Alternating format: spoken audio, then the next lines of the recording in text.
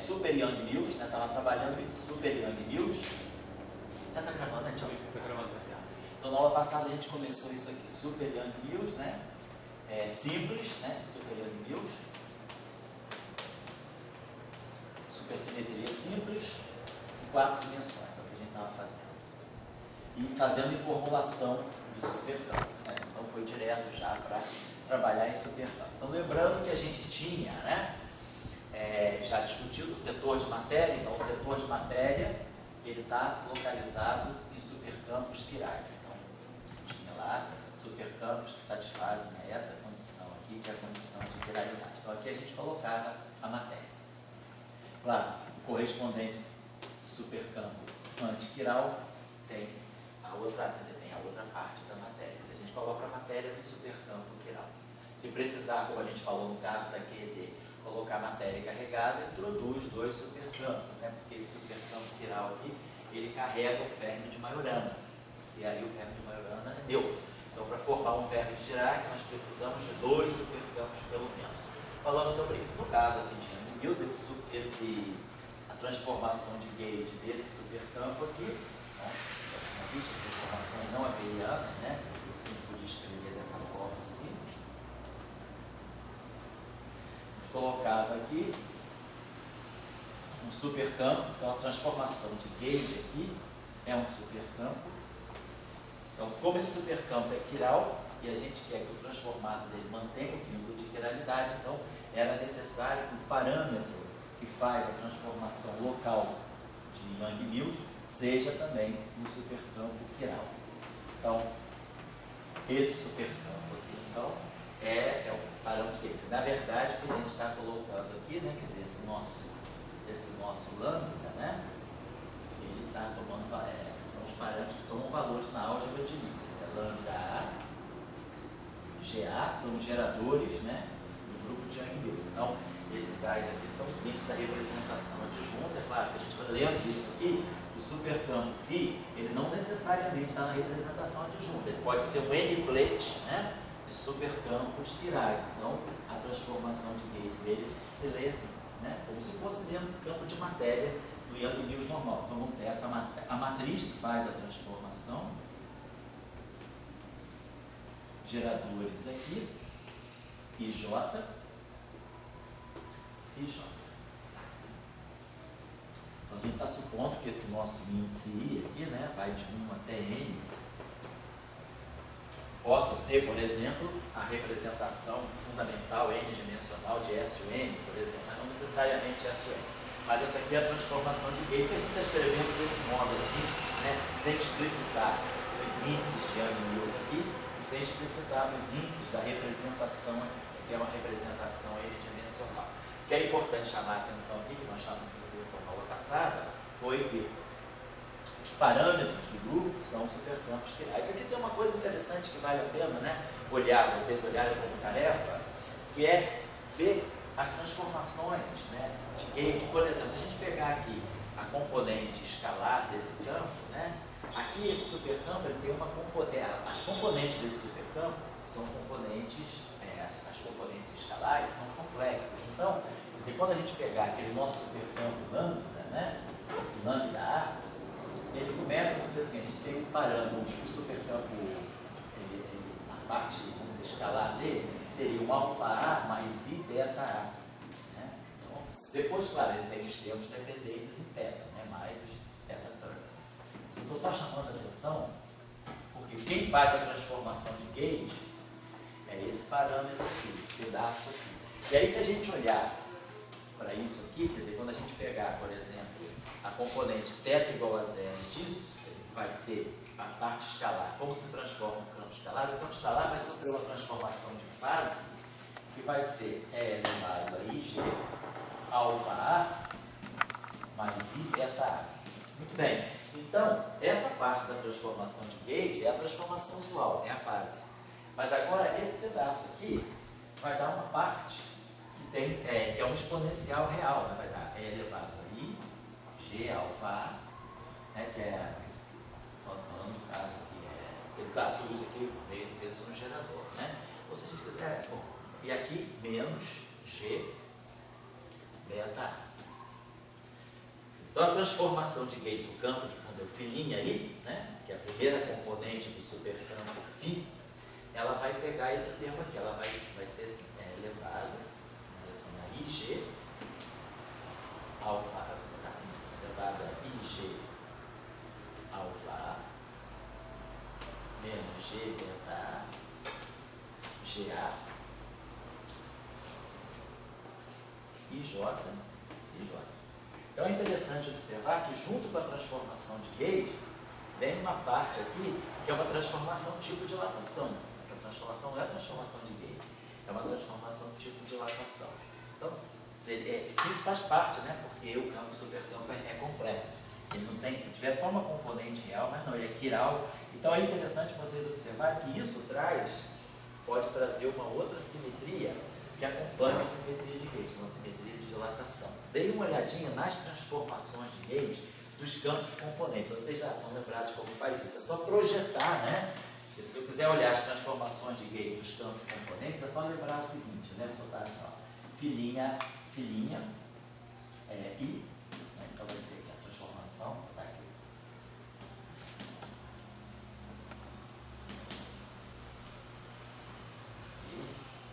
I, J. Então se eu quiser pegar, por exemplo, a componente de θ igual a zero desse supercampo. Então a gente vai pegar, por exemplo, a componente de θ igual a zero. θ barrado igual a zero. Então, vai ser a componente θ barrado igual a zero desse cara, que vai ficar só a parte da exponencial real, e a componente θ igual a zero desse cara, que é o escalar. Então a gente tira para o escalar. Depois, qual é a próxima componente do supercampo de matéria tem? É a parte fermiônica. Então, a componente fermiônica, a gente aplica a derivada de alfa, aplica aqui o filinho aí, toma θ igual a zero. Aí a gente vai ver como o férmion se transforma também, a componente fermiônica. Ela vai ter a transformação de fase, né? Que aí a gente vai ver, quando essa derivada atuar aqui, ela vai poder atuar aqui e depois atuar aqui. Então, o segundo termo, que é esse termo vezes a derivada atuando aqui, é o que vai dar a fase do férmion. Mas depois vai ter um outro termo que vai ser a derivada disso vezes o férmion. Então a transformação de gauge do férmion, ela vai envolver também o campo escalar. Então é interessante essa tarefa, a gente ver pelo menos uma vez, né, analisar as transformações de gauge dos campos. Se quiser, não precisa nem fazer isso no caso não abeliano, pode fazer isso no caso abeliano. Deixa eu colocar essa tarefa aqui, que eu acho que ela é instrutiva. Ela traz algumas coisas novas. Vou colocar essa tarefa, é a seguinte.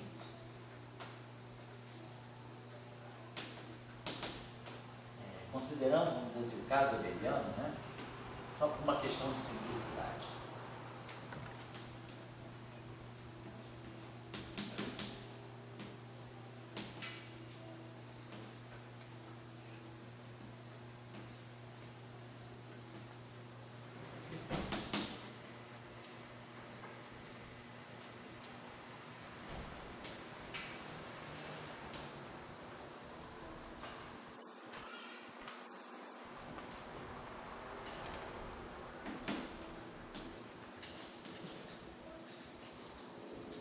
Considerando, se colocasse o caso abeliano, filinha, então matéria abeliana, vou colocar filinha, aí não tem nada, não tem gerador, é elevado a lixo de lambda,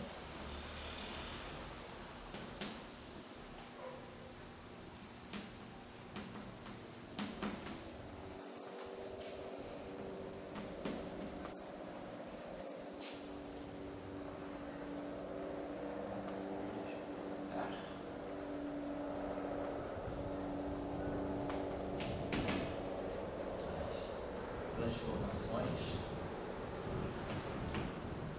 de gauge de cada campo componente.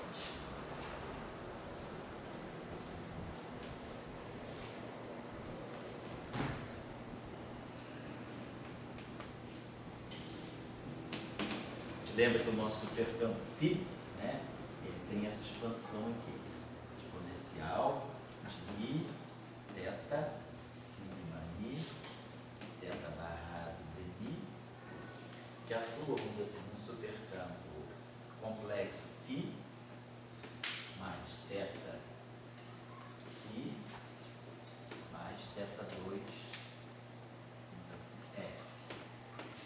essa é a expressão do supercampo quiral, né?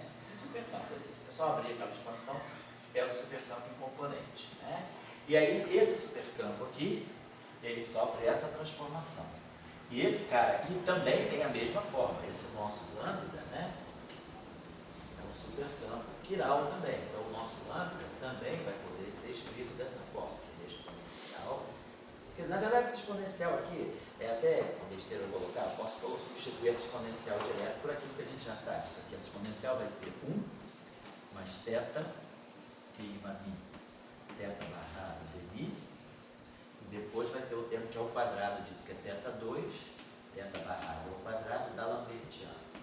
Então, quer dizer, isso aqui então vai ser φ mais θ psi mais θ2f, depois esse aqui atuando no φ, isso aqui atuando no psi, isso aqui atuando, esse aqui já vai dar zero, θ3, depois esse aqui, isso aqui dá zero. Então não é muito grande essa expressão. Então, sabendo que tem esse campo aqui, φ, e sabe que o lambda tem a mesma forma, então o lambda vai ter a mesma forma, porque no supercampo quiral ele vai ser 1 mais θ sigma mi, θ barrado de mi, mais θ2, θ barrado ao quadrado, da lambertiano, e isso aqui atuando na parte, né, independente do supercampo. Vamos dizer, um parâmetro alfa mais θ beta mais um θ2 gama.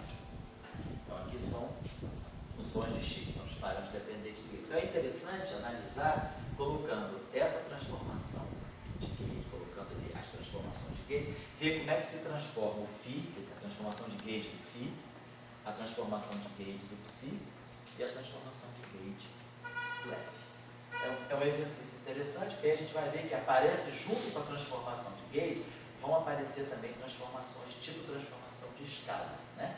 Porque quando eu tirar essa exponencial aqui, então esse primeiro termo aqui, ele vai ficar elevado a IG alfa, parte independente de θ. Mas esse alfa aqui é complexo.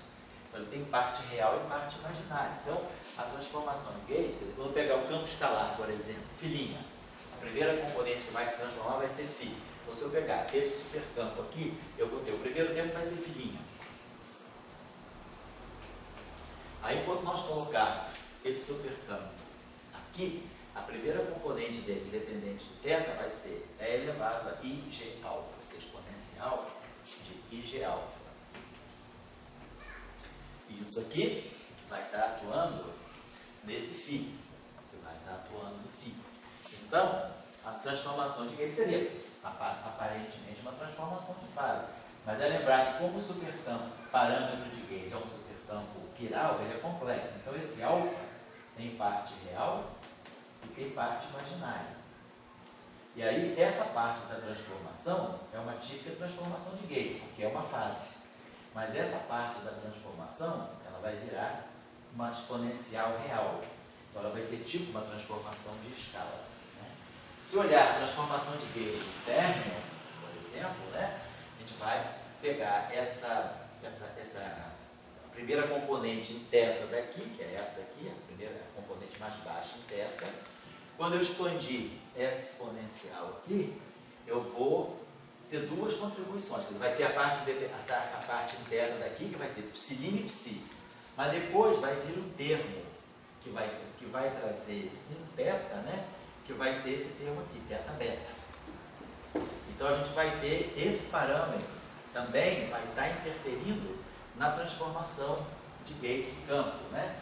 Então seria interessante vocês verem, né, uma vez só, como exercício, olhar as transformações de gauge dos campos componentes. Tem algumas coisas interessantes aí que vocês vão observar. Então fica só essa tarefa. Não precisa nem fazer no caso não abeliano, pode fazer só no caso abeliano, que já dá para entender algumas coisas interessantes.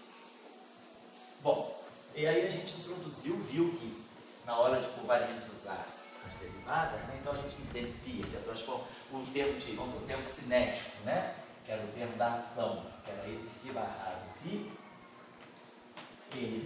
a transformação de gauge dele, só para relembrar rapidamente, né, ele trazia essa exponencial aqui, então ele ficava assim, φ barrado linha seria o φ barrado, e aí ficava o exponencial de menos I, G, V, Dagger, né? E esse barrado aqui, verdade, né? Esse barrado aqui para nós, se o caso é abeliano, não tem matriz, não tem nada, esse barrado simplesmente a gente usa esse barrado para dizer conjugado complexo. Mas quando a gente está falando de um Φ aqui, que é um multiplex, na verdade a gente está falando de Φ Dagger. Né? Então, aparece esse Φ barrado aqui, está na verdade representando o Φ Dagger, que é o complexo conjugado do espaço dos supercampos e conjugado hermitiano dos geradores. Né? Isso que a gente está querendo dizer. No caso abeliano, Φ barrado é simplesmente um conjugado complexo de Φ. No caso não abeliano, esse Φ aqui é um N-plete de supercampos. Então a gente vai estar dizendo que o Φ barrado, na verdade, ele é o Φ Dagger. É isso que a gente está querendo dizer. Né? Quer dizer, esse Φ Dagger aqui é o conjugado hermitiano mais uma transposição. Então, por isso que aparece o Φ Dagger aqui. No fundo, eu estou pegando o conjugado hermitiano dessa relação aqui. Né? É o lambda Dagger, que é o lambda barrado. Né? Vou colocar assim. É isso que eu estou fazendo. Porque agora esses lambdas aqui, eles têm esses geradores. Então, quando eu barrar isso aqui, na verdade eu estou tirando o conjugado complexo aqui e o Dagger aqui. E aí aqui vai se transformar elevado, né? A G. Então a gente viu que a gente tinha um problema aqui, né, de como colocar invariância de gate. A derivada covariante não aparece na parte simétrica da matéria. Então é só o supercampo. Então a gente viu que a solução aqui era, o acoplamento mínimo era realizado, né, colocando aqui a constante de acoplamento e o supercampo de gate, aquele supercampo real que a gente já estudou que acomoda o campo de gate. E aí então, esse cara aqui, quando se fosse se transformar, quer dizer, isso aqui para nós é o G, velhinha, né? Eu estou pegando filhinha barrada, é isso aqui. Aí aqui vai ter um G velhinha, que eu estou deixando que eu não sei quem é.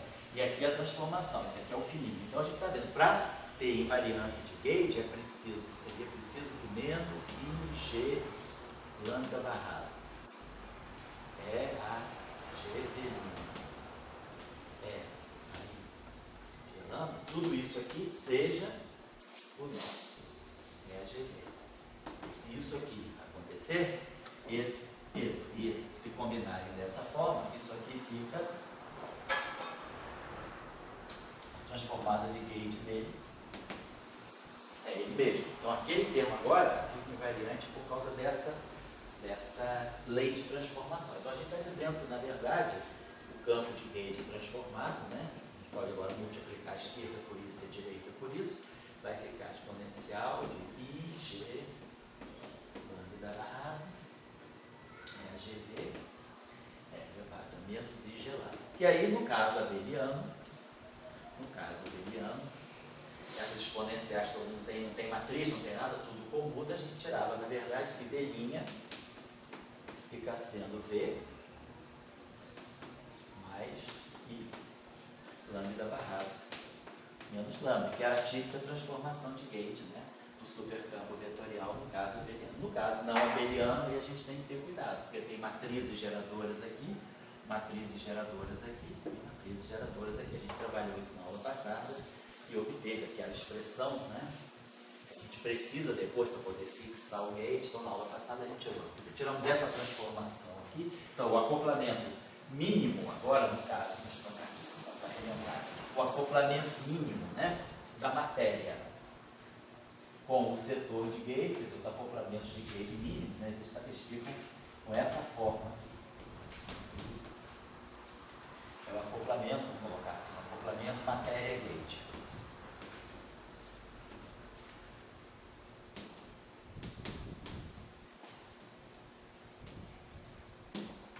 E aí a lei de transformação do campo, que é a transformação do campo de gate.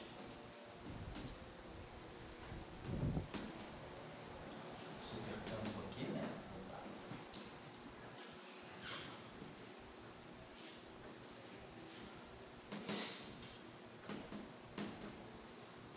E aí a gente sabe o seguinte, para fixar o gate, o que a gente precisa? Para fixar o gate, a gente põe um gate fixo e depois faz a transformação infinitesimal do gate fixo.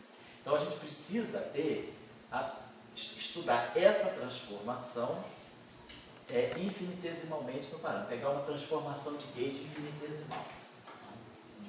Pegar, né? Transformação de gauge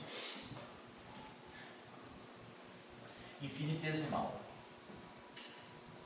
E aí, a gente vai expandir em primeira ordem os parâmetros lambda e lambda barrado, mas não precisa expandir em primeira ordem G. E aí a gente trabalhou, deu uma certa, assim, isso aí deu um certo tempinho, mas eu mostrei os truques, como é que se faz isso, e isso aqui dava para nós, no final de tudo, esse delta V. A variação do supercampo de Gauge, era uma expressão meio grande, acho que eu anotei ela. Variação do nosso supercampo. Já trabalhando essa expressão, a gente chega a isso aqui. Menos I sobre 2, aí aqui fica a derivada de I, né?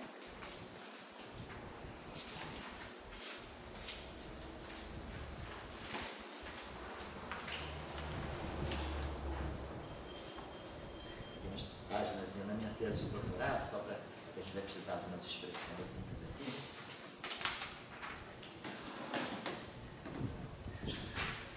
Chegou a essa expressão aqui. Aí aqui ficava lambda barrado, mais lambda, são esses supercampos aqui, mais aí aqui ficava tangente hiperbólica de um meio hiperbólica de um meio de LT, esse operador aqui atuando em lambda menos lambda barrado. Então, isso aqui é a variação de gauge, sei lá, o truquezinho que a gente usou na aula passada era só lembrar, a gente mostrava que V, né, a partir desse pressuposto aqui, V elevado a V é igual a E elevado a V, mesmo que esse V seja uma matriz, não importa, né, a matriz comuta com a exponencial da matriz. E aí a gente variava os dois lados e ia usando aquela relação, mas expandindo em primeira ordem o lambda. E esse operador aqui, né, esse operador aqui que aparece para nós, nada mais é, por definição, que o comutador de V com o objeto em cima do qual ele atua, né? A gente introduzia esse operador aqui, que é a chamada derivada de I, que é o comutador, e essa cotangente hiperbólica, ela aparecia porque ficava justamente um cosseno hiperbólico, ficava esse operador assim, é elevado a 1/2 de LV, mais é elevado a menos 1/2 de LV, sobre é elevado a 1/2 de LV, menos é elevado a menos 1/2 de LV. Formava exatamente uma tangente hiperbólica aqui, mas aí tinha uma série de truques que estão aí na aula passada, não vou repetir não, só para lembrar. Mas por que a gente precisou fazer isso? A gente precisou fazer isso porque a gente vai precisar fixar o gauge no superespaço e depois, fixando o gauge, a gente vai ter que olhar, né, basicamente o Lagrangiano de Faddeev-Popov. E aí, para tirar o Lagrangiano de Faddeev-Popov, a gente sabe que ele vem está ligado a esse determinante aqui, né, que é o determinante da variação do gauge fixe em relação aos parâmetros de gauge. Então, a variação do gauge fixe em relação aos ômega B. E aí, quando a gente faz esse determinante aqui, a gente coloca um bolso de um lado, um bolso do outro lado e ganha esse determinante que aparece no integrando, né, da integral de caminho de uma teoria de Yang-Mills. Então a gente vai precisar fazer isso. Para fazer isso, justamente, a gente precisa ver a variação do campo de gauge em relação aos parâmetros de gauge. Essa relação aqui vai ser útil para isso, né? Por isso que a gente precisou derivar ela.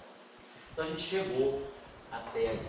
E aí agora, só a observação que eu queria fazer, então a gente já tinha colocado, e aí a gente também tinha visto na aula passada a covariantização das derivadas. A gente viu o seguinte, o supercampo de matéria, ele é quiral. Então, D barrado alfa ponto, né, atuando em φ, é igual a zero. Então esse campo aqui, ele é um campo quiral. A transformação de gauge dele tem um parâmetro quiral. Então, essa derivada comuta com o parâmetro, então essa derivada não precisa ser covariantizada. Mas se eu pegar essa derivada aqui, a transformação de gauge desse objeto aqui, toda derivada covariante tem que se transformar exatamente como o próprio supercampo. Então tem que botar aqui, se transformaria assim.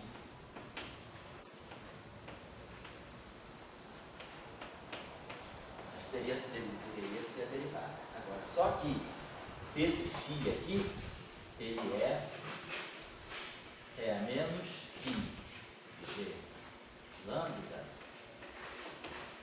φ. Isso aqui.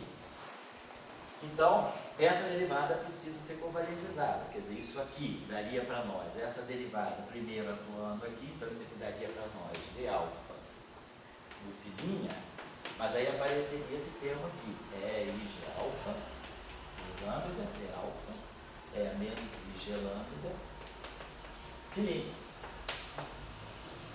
E aí esse cara aqui é que vai fazer o papel da conexão de gauge gama alfa. Então a gente vê que aparecia uma conexão de gauge ligada à derivada de alfa. E aí, isso aqui, então a gente chegou a isso aí, e aí podia definir o field strength. Então o tensor field strength, né, o tensor, o supercampo field strength, tinha essa forma aqui então. Ele podia definir d barrado ao quadrado, elevado a menos GV, de alfa, então esse cara aqui é o supercampo. No caso abeliano, de novo, no caso abeliano, essa derivada aqui vai produzir simplesmente um d alfa v, e esses dois exponenciais se cancelam. Não dava para reproduzir para nós, né, o nosso... Reproduzia para nós, no caso abeliano, a gente ganhava dessa expressão ali, o W alfa é d barrado ao quadrado, d alfa v, que é onde fica, né, o F mini. Agora, no caso não abeliano, devido a essa, vamos dizer assim, assimetria que existe nas covariantizações, essa derivada não precisa receber derivada covariante de gauge, mas essa derivada aqui, ela vai precisar ficar, na verdade, uma derivada. Aqui eu tinha que ter colocado nada quando eu apaguei, a gente tinha isso aqui. Quer dizer, a derivada covariante, né, nada alfa φ, ela vai ter que ser exponencial, transformada, né? A derivada covariante se transforma exatamente como o supercampo.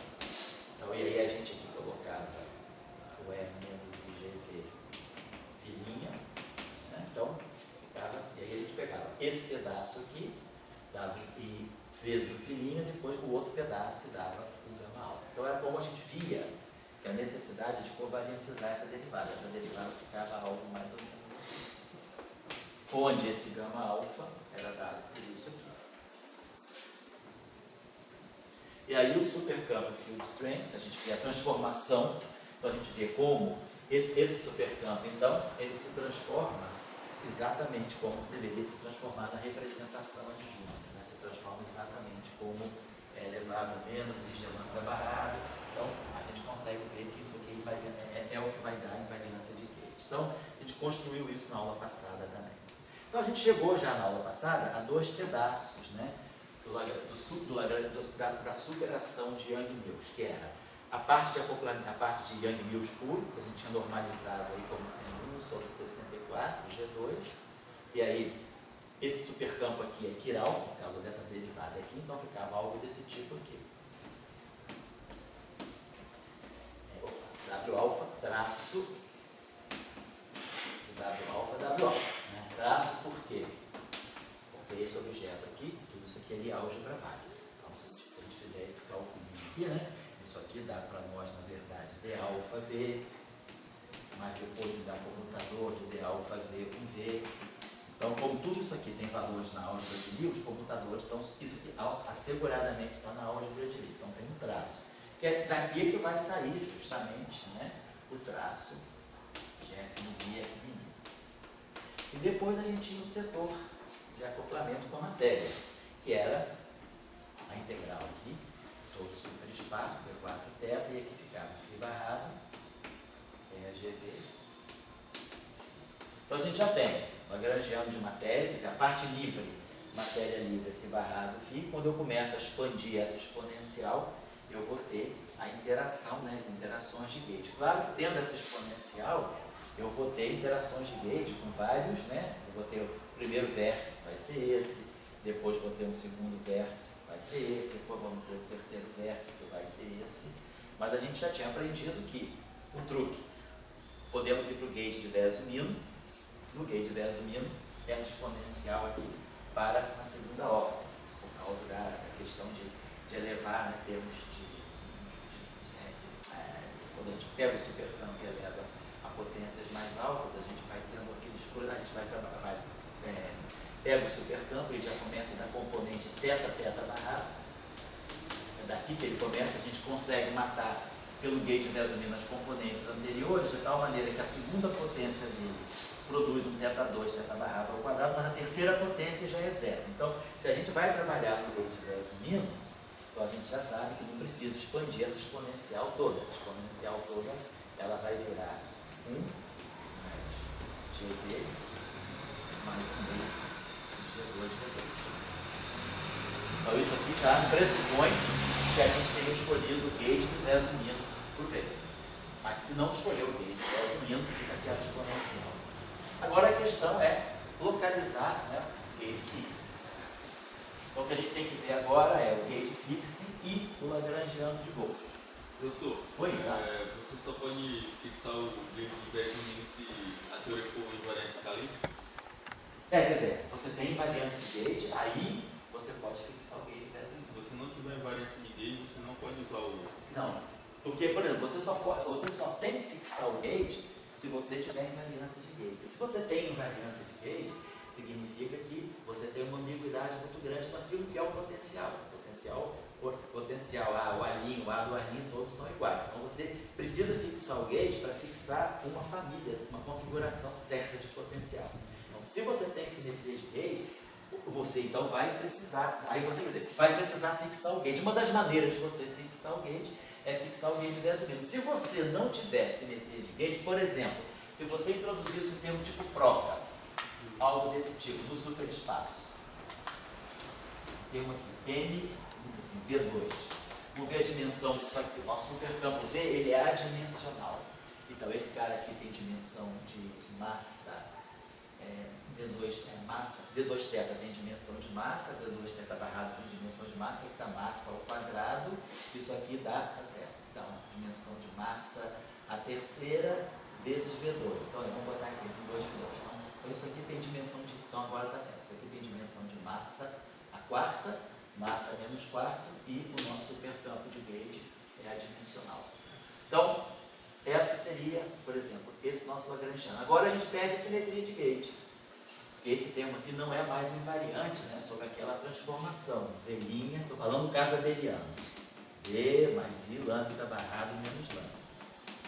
Então essa simetria, que é a simetria de gauge, ela é perdida por esse termo. E aí então eu já não posso mais fixar o gauge de Versumino. Então o supercampo V tem todas as componentes. Mas se você tiver simetria de gauge, aí você pode sim fixar o gauge de Versumino. Tá? Agora, fixando o gauge de Versumino, ainda sobra a simetria de gauge do campo AMI, só para lembrar vocês. Por quê? Porque o nosso supercampo V, isso é geral, independente se é abeliano ou não, ele tem a seguinte estrutura, ele tem um campo aqui, independente de θ, depois ele é um campo real, esse aqui é real. Aí ele vai ter uma parte aqui, vai ter esse θ, primeira ordem θ, então isso aqui é um θ aqui, aí eu coloco o conjugado complexo disso aqui. Então você tem esse espinor aqui. Aí depois a gente tem um termo que é θ2, vamos dizer aqui, um escalar, ele coloca aqui θ barra ao quadrado e N star. Então, depois começa a parte que aí vai ser linear em θ e linear em θ barra, que é onde a gente coloca aqui o campo de gauge. E aí vai depois para a parte que tem θ2, θ barrado lambda, e depois θ barrado ao quadrado, θ lambda, que é o contínuo, e depois θ2, θ barrado ao quadrado, campo auxiliar. O que o gauge Versumino faz? O gauge Versumino nos permite sempre eliminar essa componente e essa componente. Então o campo de gauge ele fica intocável no gauge Versumino. Então a simetria de gauge dele, o gauge Versumino não fixa nada sobre o AMI. Então, por exemplo, você ainda tem direito de colocar esse gauge fixing aqui por fora do gauge Versumino. Então, o gate versus mino, ele te deixa ainda completamente solto o campo de gate. Então, você não fixa o gate versus mino, você não fixou o gate todo. Você colocando aquilo ali, você fecha. Aí você fecha o gate, aí você fixou tudo. Então, por isso que você, mesmo trabalhando no gate versus mino, ainda precisa fixar o gate, porque sobra liberdade de gate. Porque se a gente lembrar das aulas anteriores, a gente vê esse campo aqui tem a transformação de gate dele, a linha ali mais dele alfa, esse é invariante de gate e esse é invariante de gate. Então, a absorção, quer dizer, os parâmetros de gate no V, eles entram aqui, aqui, aqui, até aqui. Aqui é compensador, aqui é compensador, aqui é compensador. Aqui não, aqui entra o gradiente do alfa. Então, o gate versus mino mata esses três, mas ainda deixa a simetria de gate aqui. Aqui não tem mais nada para fixar, nem aqui. Então, geralmente é isso. Você, quando fixa o gate versus mino, não significa que você fixou completamente o gate. Você ainda tem que fixar o gate separado no campo, certo? Estou chamando a atenção. Aí esse gate entra aonde? Você tem dimensão de massa quadrada? Aí vamos ver como é que fica, como é que é o gate fixo. Vamos ver o seguinte, olha só. Aí, vamos dizer, a gente vai querer, vamos pegar o nosso campo V. Né? Então, o nosso campo V está aqui. Se nós quisermos olhar quem é o DMI ali, né? Como é que eu vou gerar alguma coisa do tipo DMI ali? Então vamos lembrar aqui das nossas derivadas covariantes. Se você pegar o seguinte, vamos pegar a derivada covariante D2. Vou olhando para o caso abeliano, não precisa nem olhar para o caso abeliano. Vamos dizer que a gente tem um supercampo real, V, supercampo escalar real, e duas derivadas covariantes atuando em cima de V.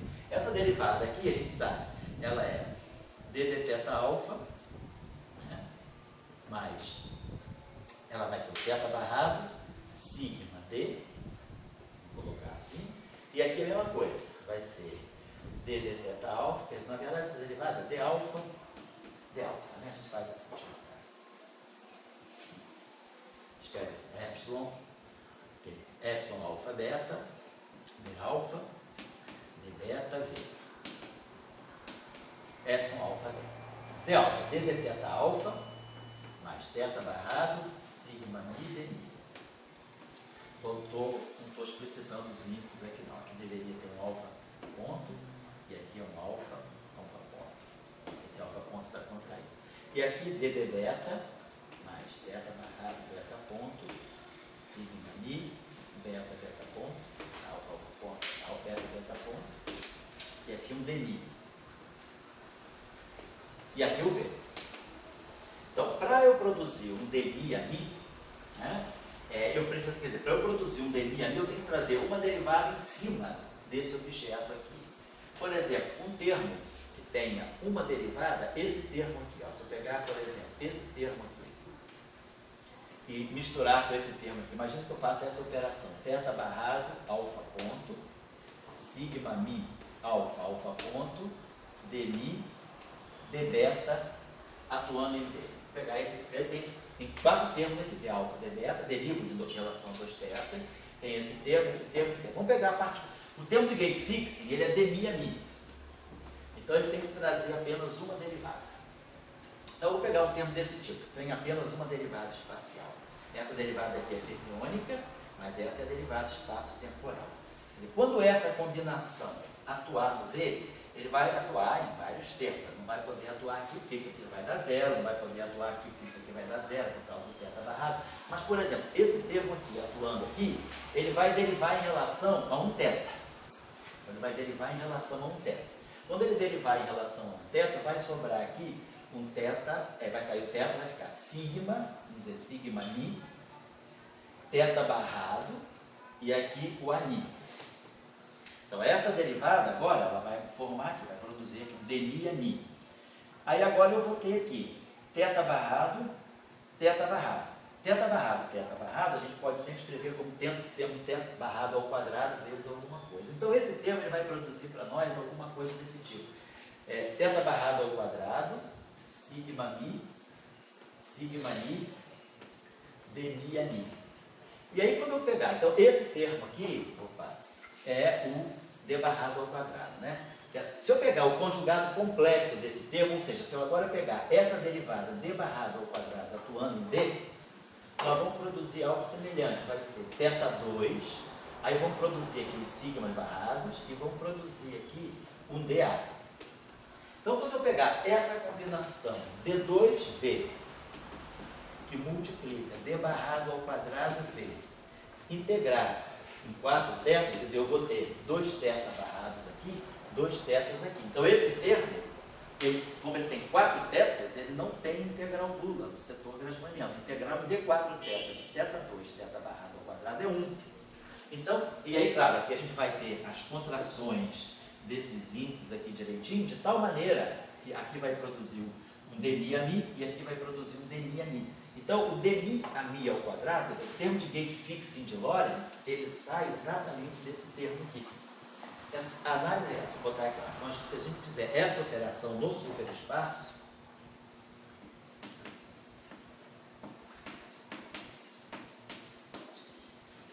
d barrado ao quadrado v, d ao quadrado v.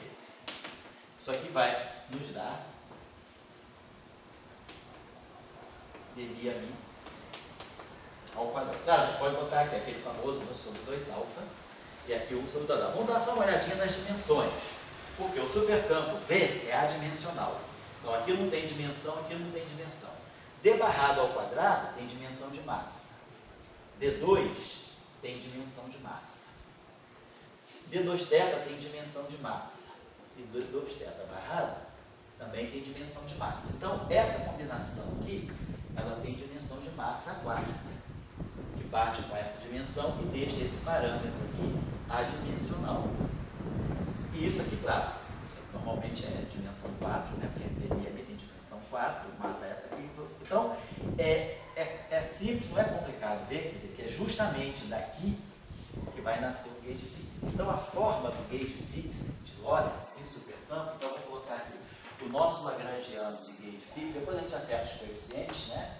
No superespaço, ele vai ter essa forma.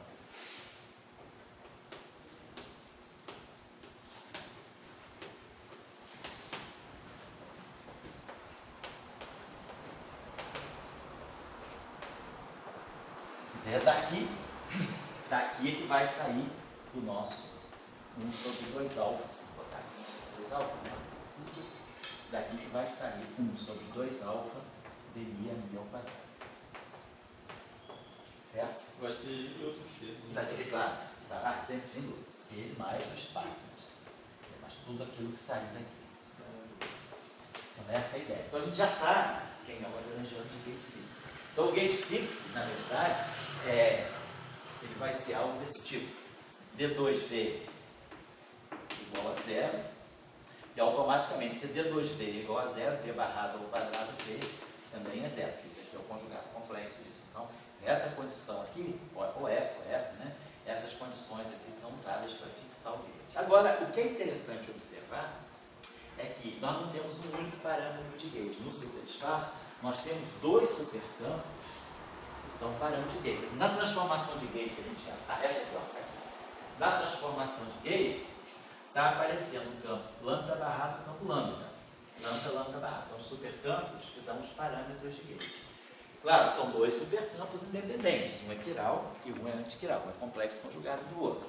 Então, é um pouquinho... Quer dizer, no caso de Yang-Mills, a coisa... No caso do Yang-Mills normal, a coisa é mais fácil. Quando a gente pega lá o passo íntegro da integral de Yang-Mills, quer dizer, o que a gente faz? A gente integra, né, nas configurações de gauge. Aí a gente coloca aqui o delta, né, do gauge fixing.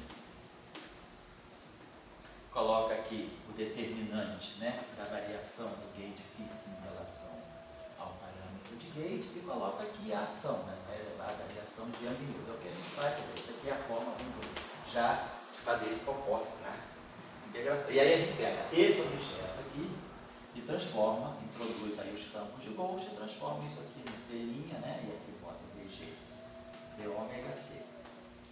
Normalmente a gente pega esse gauge fixing, dmi a mi igual a zero. A variação desse gauge fixing, a variação do campo de gauge é dmi parâmetro de gauge.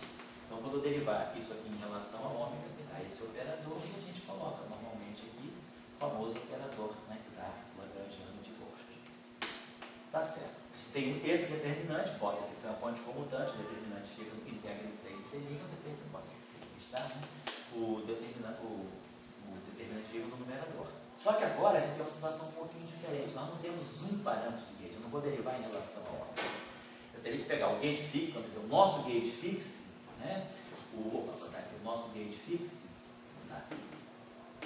Ele é D2V igual a zero, e automaticamente ele é D2V barrado ao quadrado igual a zero. Então a gente vai ter um lagrangiano de gauge fixo, né? Então vamos dizer assim, a nossa fixação do gauge vai ser dada por esse funcional aqui, D2V. Só que eu tenho dois parâmetros de gauge para colocar. Então, na verdade, a gente vai ter uma matriz, né? A gente vai ter algo desse tipo. A gente vai ter que derivar o gauge fixo em relação a lambda, vai ter que derivar o gauge fixo em relação a lambda barrado. Depois, a gente vai derivar o gauge fixo barrado ao quadrado, o gauge fixo barrado em relação a lambda e o gauge fixo barrado em relação a lambda barrado. Então, isso aqui vai me dar essa matriz aqui. Na verdade, eu tenho que pegar esse determinante. Então, o meu lagrangiano de Faddeev-Popov ele vai ser fixado por esse determinante aqui. Então, eu vou precisar introduzir dois setores eu vou precisar introduzir, na verdade, né? Então, em vez de ter um único campo, uma única família de Gauss, eu vou ter aqui, sei lá, um C' e aqui um C. Vamos ter dois supercampos. Claro, o que a gente sabe? Quem é o lagrangiano, quem é o campo de Faddeev-Popov? É o campo que corresponde ao parâmetro de gauge. Então, como esse parâmetro de gauge aqui é quiral, os campos de Faddeev-Popov também vão ter que ser supercampos quirais. Então, deixa eu pegar aqui a ideia, os parâmetros de gauge, né? Os parâmetros de gauge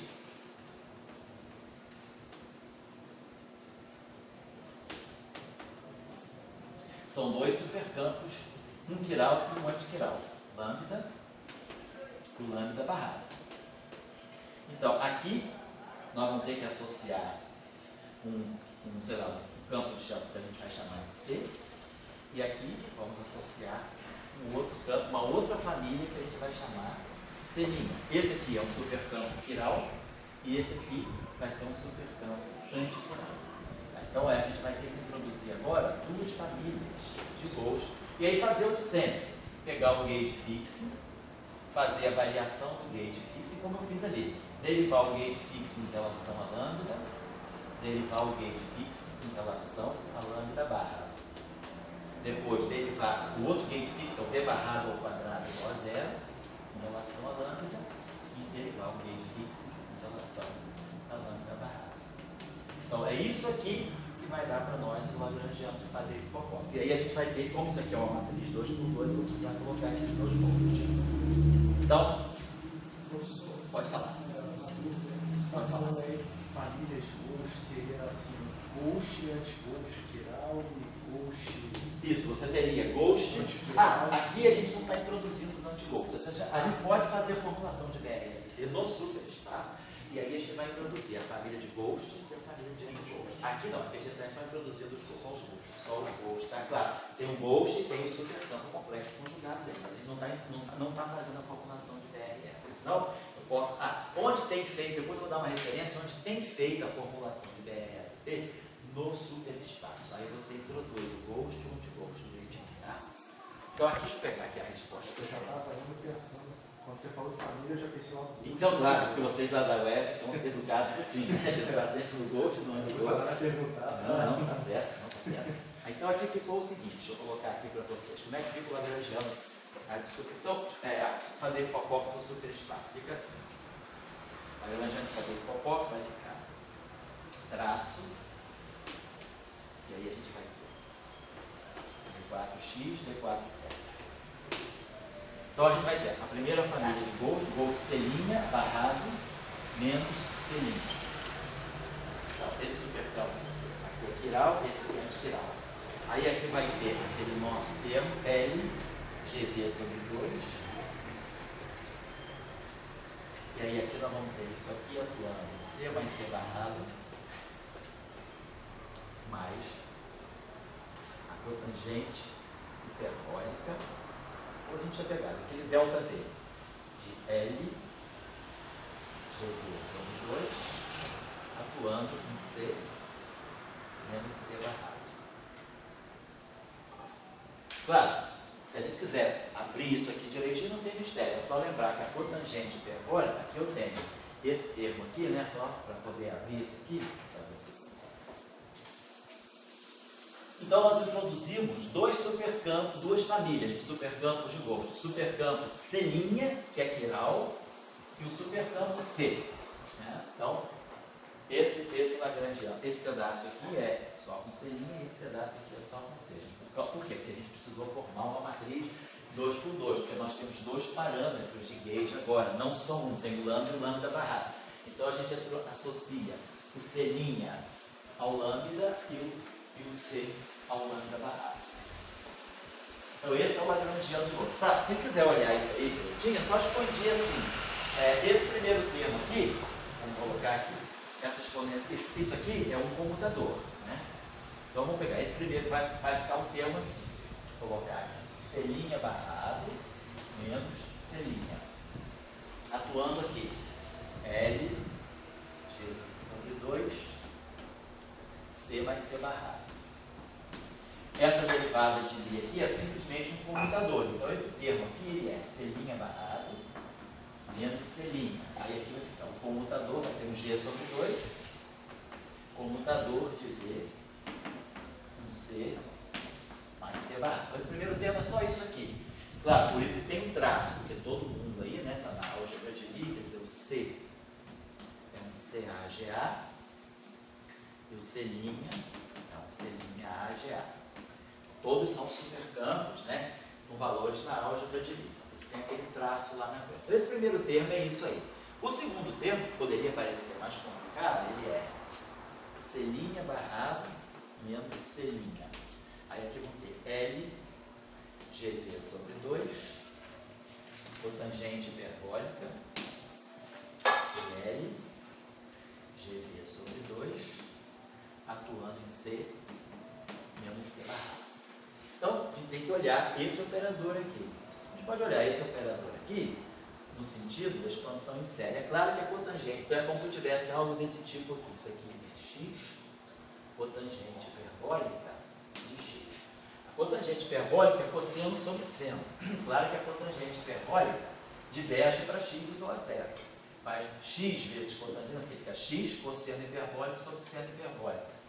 X sobre seno hiperbólico de x, como x tende a zero, vai a 1. Então, isso aqui dá a cotangente hiperbólica de x, que é 1. Então, o primeiro termo dessa expansão, quer dizer, expansão em série disso aqui, o primeiro termo dessa expansão é 1. Segundo termo é a derivada disso aqui, que vai ficar a derivada de x, que é a cotangente hiperbólica de x, né? Mais x vezes a derivada da cotangente hiperbólica, que é cosseno hiperbólico, sobre seno hiperbólico. Derivada do cosseno hiperbólico é o seno hiperbólico. Então vai ficar seno hiperbólico ao quadrado. Menos cosseno hiperbólico vezes a derivada do seno hiperbólico, que é cosseno hiperbólico. É cosseno hiperbólico ao quadrado. Sobre o seno hiperbólico ao quadrado. Seno hiperbólico ao quadrado menos cosseno hiperbólico ao quadrado dá menos 1, que é cosseno hiperbólico ao quadrado menos seno hiperbólico ao quadrado, dá 1. Então isso aqui dá menos 1, mas dá 1 sobre seno hiperbólico ao quadrado. Então a gente vai ter, o primeiro termo é 1, e aí esse termo aqui vai ser, ficou então cotangente hiperbólica, né? Então isso aqui a gente precisou derivar isso aqui em relação a x. Então, ficou o primeiro termo, ficou cotangente hiperbólica de x, mais 1, então fica derivada, é menos 1 sobre seno hiperbólica, né, ao quadrado de x. Isso? Então, quer dizer, eu tenho que ver isso aqui para x igual a zero. Não é isso? Cotangente hiperbólica de zero tende a infinito, seno hiperbólico de zero também tende a infinito, né? Mas essa diferença aqui deveria ser feita. A gente ficou com isso aqui, não ficou? Esse só então ficou x, derivada de x ao cotangente hiperbólica, mais x vezes isso aqui. Então, tem um x, tá certo? Então, quando x tende a zero, isso aqui tende a zero com 1 sobre seno hiperbólico. Isso aqui tende a zero também com 1 sobre seno hiperbólico. Então isso aqui na verdade é uma coisa finita. Então a gente calcula isso aqui, quer dizer, esse limite aqui, quando x tende a zero, né? Só para poder pegar o primeiro termo da expansão. Então a cotangente hiperbólica, vamos dizer assim, é o cosseno hiperbólico sobre o seno hiperbólico. Menos x sobre seno hiperbólico ao quadrado de x. Tá? Então esse cara aqui tende a infinito, esse cara aqui tende a infinito, mas na mesma ordem, porque isso aqui tende com 1 sobre seno e isso aqui também tende com 1 sobre seno. Tá certo? Então a gente pode, para calcular esse limite aí, a gente pode fazer expansão em série. Né? Eu acho que dá para fazer expansão em série. Cosseno hiperbólico, né?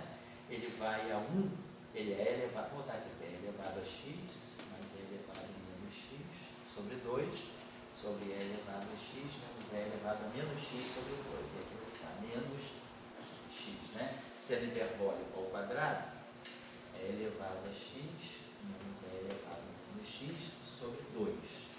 E aí tem um 4 aqui que vai subir aqui. 4, não é isso? Então, 4x.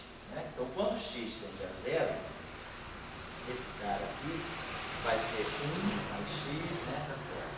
1 menos x. Então, esse cara aqui vai tender a 2, tá? Então, podemos fazer o seguinte: esse carinha aqui de baixo, ele vai ficar 1 mais x, né? 1 mais x menos 1 menos x. Então, vai ficar, vai ficar 2x, vai ficar 4x ao quadrado. Isso? 4x ao quadrado. Isso. Então tá legal. Então é isso, né? Tá com essa função aqui, de fato, né? É uma função ímpar. Então a primeira derivada dela vai a zero. Esse limite aqui vai a zero. Aí ela vai ter um termo de segunda ordem. Então ela vai ter um termo aqui que vai ser alguma coisa de segunda ordem x, ou seja, um L x. Seria um termo, quer dizer, algum coeficiente que é só calcular a derivada segunda desse objeto, fazer a série de Taylor. Derivada segunda sobre 2 fatorial vezes x ao quadrado. Eu só estou querendo dizer o seguinte, que aparentemente, como isso aqui é divergente, mas essa série aqui, essa função aqui, ela é finita na origem, então você pode expandir em série de Taylor em x. E ela é uma função ímpar, então é claro que os termos ímpares vão se cancelar, então a gente vai ter uma série par aqui. Então o primeiro termo não trivial que vai aparecer aqui vai ser esse coeficiente aqui, que está ligado à derivada segunda desse objeto, mas vai aparecer aqui esse operador aqui ao quadrado. Só estou chamando a atenção para saber que se precisar operacionalizar com essa expressão aqui, é só lembrar então que a gente tem que olhar para esse operador no sentido da expansão em série. O primeiro termo então é 1. Então o primeiro termo aqui dele é 1. Aí o segundo termo já vai ser algum coeficiente aqui, sei lá, que pode ser um coeficiente que a gente pode chamar de kappa, né, que vai ser a derivada segunda, mas aí aqui a gente vai ter LGV sobre 2, LGV sobre 2. Estou pegando em segunda ordem. Depois aqui, posso pegar um termo de quarta ordem, que é LGV sobre 2, a quarta ordem. E assim vai. Então, expansão em série, tudo isso aqui atuando em C mais C barrado. Né? Então, o primeiro termo da expansão é C' barrado menos C' mais C barrado. Que é o lagrangiano dos Gauss livres. Não tem interação. Porque esse termo aqui, ele já nasce com uma interação de gauge. Ele é cúbico. Ele é Gauss, campo de Young-Mills, Gauss. Esse primeiro pedaço aqui é Gauss. Então é a parte livre do lagrangiano de Gauss. É daqui que vai sair a propagação dos campos de Kadlec-Popov em componentes. Depois vai ter esse termo aqui. Esse termo aqui vai ser lido dessa forma. C' barrado menos C'. Então isso aqui é o comutador do comutador. É como se fosse G V sobre 2 comutando com G V sobre 2 C mais C barrado. Tá? Porque isso aqui vamos dizer, são duas derivadas de Lie. Essa derivada de Lie aqui, ela é comutador de GV sobre 2 com alguma coisa. Aí quando eu tiver uma outra derivada de Lie, então vai ser o comutador de GV sobre 2 com essa outra coisa aqui. Então o que vai aparecer ali vão ser as potências múltiplas, né, do campo de Gauss nesses comutadores aqui. Então esse lagrangiano, esse pedaço aqui, ele tem que ser entendido dessa forma. Se precisar, abrir. Né? Se precisar, abrir tudo. Mas, claro, se a gente for trabalhar no gauge versus unino, esse V também tem um cúbico em V já se cancela. Então, no gauge versus unino, essa expressão aqui também se simplifica. Mas se a gente quiser deixar essa expressão da maneira geral, como se faz, por exemplo, no formalito de PR e ST no superespaço, não se fixa o gate de resumir. Pode não fixar. Então, você pode precisar dessas potências a todas as horas. Né? Mas você desconsidera. Oi? Vocês também consideram o gate de resumir? Desconsidera. Os termos de ordem público de ver, né?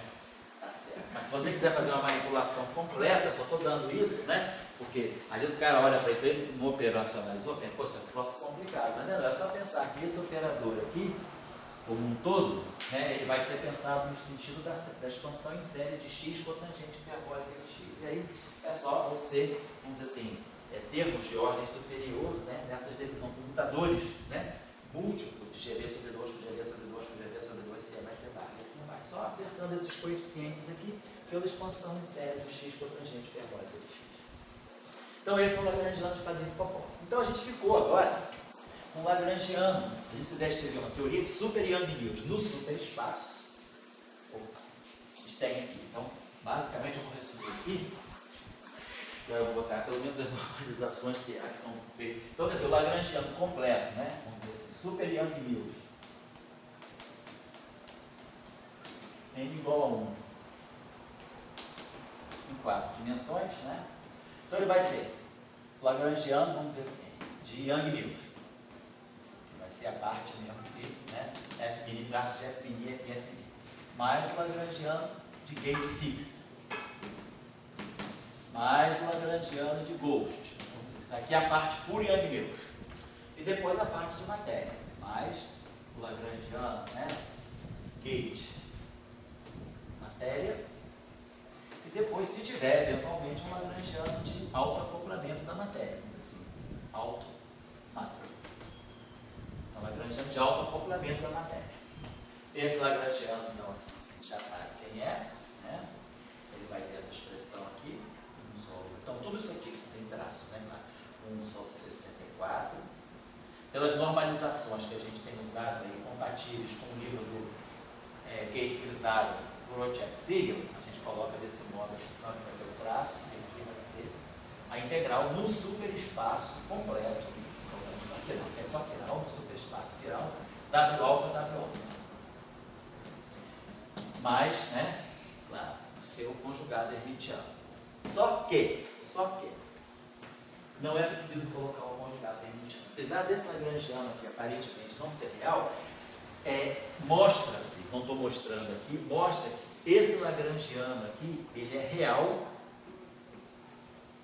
a menos de integrações por partes. Vamos botar real, módulo, integrações parciais.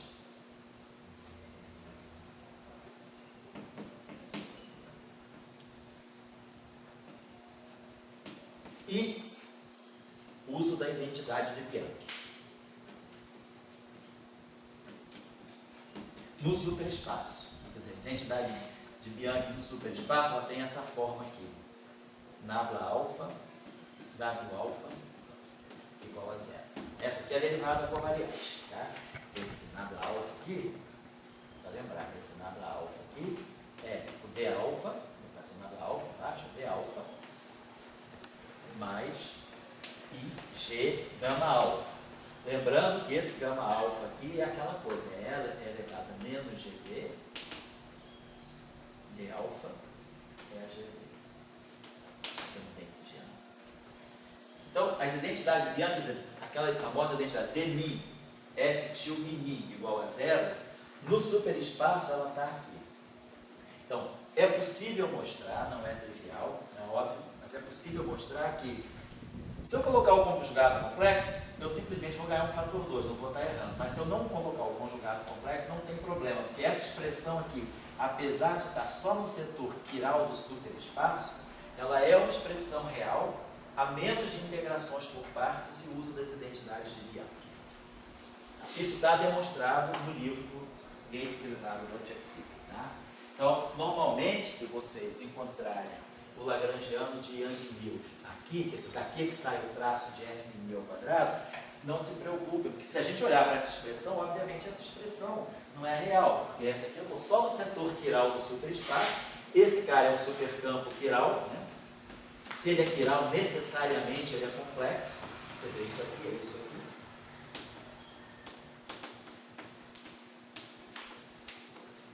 Então isso é um supercampo quiral, portanto complexo. Então isso aqui é complexo, isso aqui é complexo, eu estou integrando o setor quiral do superespaço. Essa resposta em princípio é complexa. Eu vou jogar o conjugado complexo dela para fazer a minha ação ficar real, mas a gente mostra que, na verdade, essa expressão, o conjugado complexo dela é igual a ela mesma, a menos de integrações por partes usando a identidade de tempo. Então é por isso que não se precisa se colocar o conjugado complexo dessa expressão. Está lá no Grisaro, no Gates Grisaro Lutz. O ação de gate fixe, então nós já trabalhamos, é essa aqui. Aqui ela fica dessa forma aqui, menos 1 sobre 16 alfa. Esses 16, 64 vêm por causa daquelas derivadas, né, que vão produzir fatores assim, d barrado ao quadrado. É só uma questão da conversão espinorial, não é nenhum problema isso não. Aí aqui eu traço, essa expressão aqui também, essa aqui não, essa expressão é totalmente no superespaço completo. Então essa expressão já é real por construção, porque é D2V, d barrado ao quadrado V. Então é esse supercampo vezes o seu conjugado complexo. Então essa expressão é real por excelência. O lagrangiano de Ghost é aquele lá, e depois o lagrangiano de matéria gate, que é esse nosso lagrangiano aqui. Vou pegar a minha outra página aqui. É essezinho aqui. Barrado.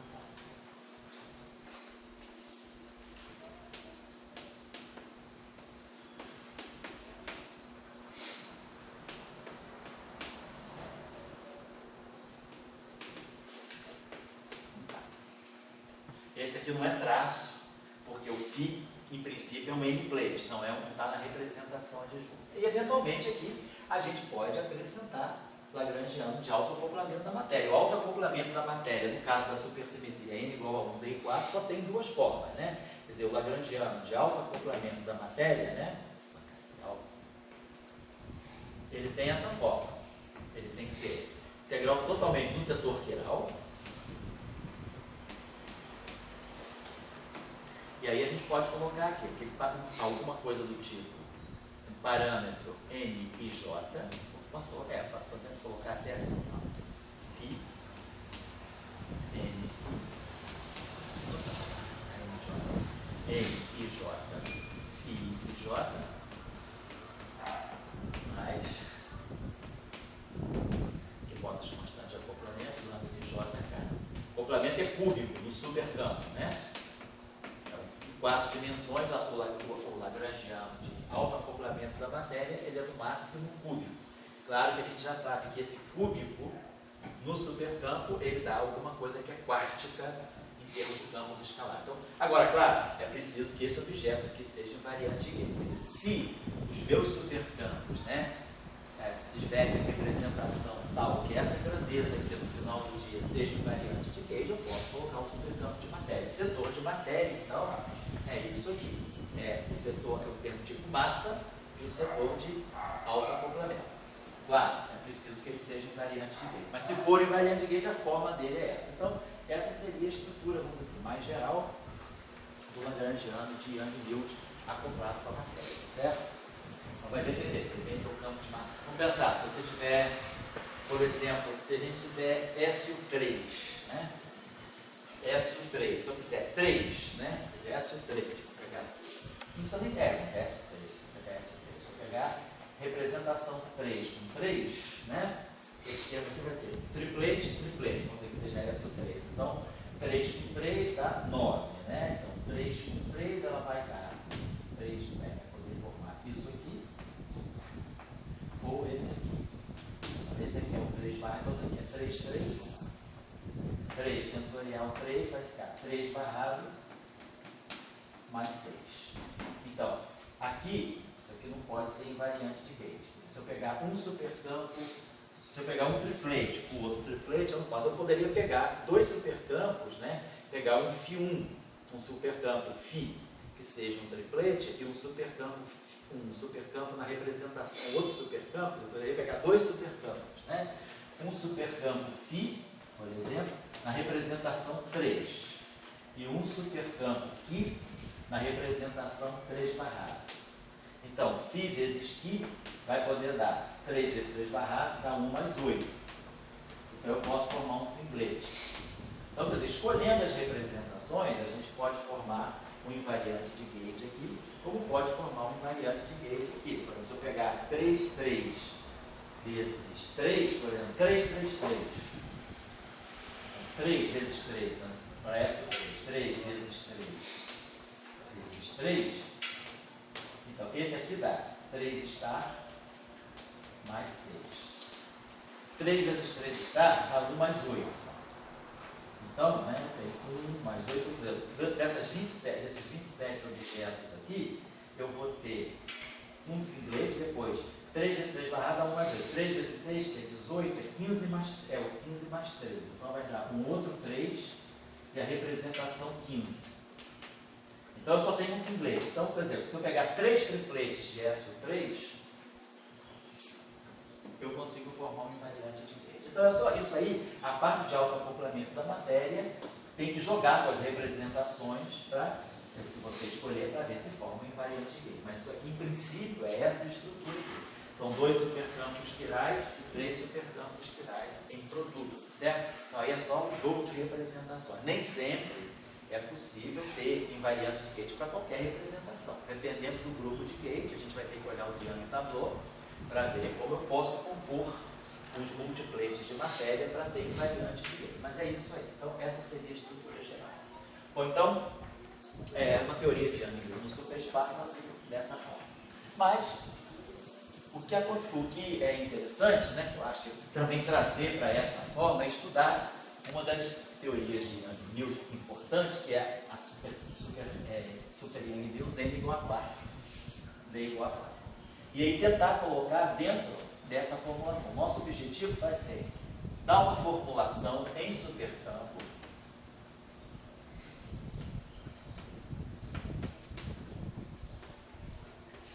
para essa super Yang Mills N igual a 4, D igual a 4. Mas aí o que a gente vai fazer?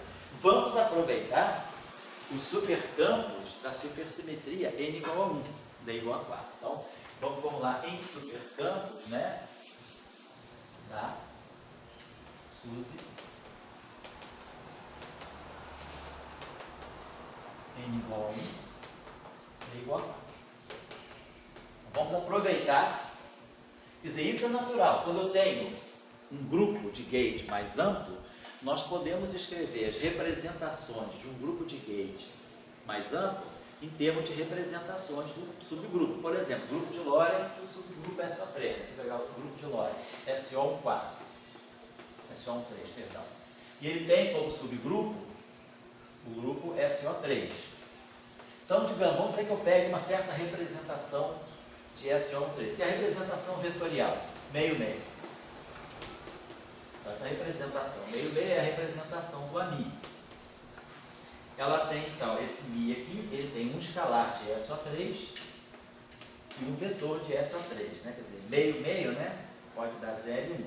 Então, essa representação de SO4, ela pode ser escrita como sendo um singlete de SO3 mais um triplete de SO3. Então, eu estou pegando uma representação irredutível de um grupo e quebrando essa representação em termos de representações irredutíveis de um subgrupo que ela contém. Então, se eu pegar uma outra representação, né, só para pegar a representação 1, 1. Então, a representação 1, 1, ela é um vetor vezes um vetor, né? Quer dizer, é uma representação com 2 vetores, é uma BI, né? É assim, a representação. Então, ela vai poder, ela tem, aqui é 3, né? Essa dimensão aqui é 3, essa dimensão aqui é 3, né? Então, vai dar 9. Essa representação aqui é uma representação de dimensão 9. Então, é uma representação dada, né, por um tensor simétrico de rank 2 do traço nulo. O tensor simétrico de rank 2 do traço nulo tem 10 componentes, não é isso? Né? Essa representação. Opa. Então, essa representação ela vai poder ter. Então, nós temos H, Mi, Mi. Então, eu vou poder ter o H00, que ela é simétrica. Vou poder ter os H0i, que ela é igual a HI0, e vou poder ter o HIJ, também é simétrico, né? Então aqui eu tenho um escalar, uma componente, aqui eu tenho 3 componentes, tem um vetor, então isso aqui é um spin 0, isso aqui é um spin 1. Agora, esse cara aqui é um tensor simétrico, então em princípio ele tem 6 componentes, né? Então ele vai ter, eu posso decompor ele num tensor simétrico de traço nulo, que é o spin 0, e num tensor simétrico e o traço. O traço desse tensor aqui é o 0 e a parte simétrica do traço 0. Então isso aqui tem que dar, no final do dia tem que dar 10 componentes, né? Então, Não dá 9, né? 2, não, mas eu vou botar o traço 0, eu não botei ainda. Ah, tá. O traço geral, né? Isso aqui tem, então tem que dar 9 mesmo. Isso aqui é 0, tá certo? Isso aqui é 3, isso aqui é 3 e 3, 6, né? E um 7. Não, aqui é spin 2, perdão. Aqui é a parte simétrica, tem 5 componentes. Então aqui tem 5, 6, 9, 10. Perfeito. Eu não usei ainda a condição de traço 0. Como o Google falou, então na verdade, se eu usar a condição de traço 0, por exemplo, eu posso eliminar um escalar em função desses aqui. Eu posso eliminar uma componente. Então, na verdade, então, o que eu estou dizendo é isso. De pegar a representação 1, 1 do grupo de Lorentz, ela vai ter um spin 0, um spin 1 e um spin 2. Então, ela vai ser uma representação, vamos dizer, J igual a 0 de SO3, vai ser uma representação J igual a 1 de SO3, e vai ser uma representação J igual a 2 de SO3. Então a gente está decompondo uma única representação do grupo de Lorentz em termos de 3 representações distintas e irredutíveis do subgrupo SO3 do grupo de Lorentz. É só aquela coisa tradicional. A mesma coisa vai valer no superespaço. Então, se nós pegarmos o multiplet de uma supersimetria n igual a 1, n igual a 4, eu estou em 4 dimensões e vou pegar 4 supersimetrias. Então, tem o resultado aqui, a representação fundamental de uma supersimetria estendida com n geradores supersimétricos, a representação fundamental, ela vai ter o máximo spin que ela vai conter, vai ser n sobre 4 se o n for par. E vai ser n sobre n mais 1 sobre 4 se o n for ímpar. Então, por exemplo, claro, no caso da supersimetria, uma única supersimetria, n igual a 1, n é ímpar, então vai ficar 1 meio. Então, realmente, o multiplet mais baixo da supersimetria, n igual a 1, o spin máximo dele é meio. De fato, é aquele nosso supercampo quiral. Ele tem um escalar, um spin meio e um escalar auxiliar. Então, o spin máximo é esse aqui. Então, nesse caso, se a gente tem 4 supersimetrias, eu estou nessa parte aqui. Então, o spin máximo da representação é 1.